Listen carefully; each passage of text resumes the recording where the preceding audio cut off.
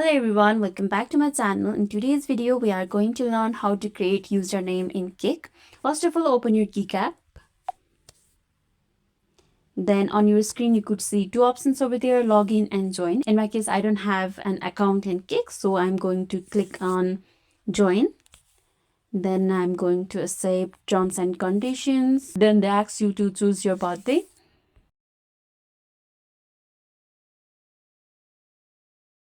Then they ask you to write the username that you want to. So I'm going to keep it common key.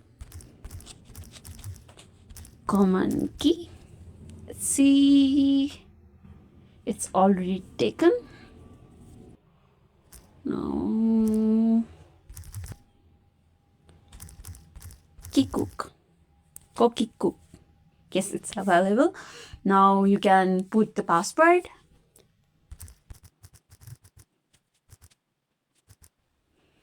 It's done. Then tap on submit. Then it asks to add your email. Then tap on submit.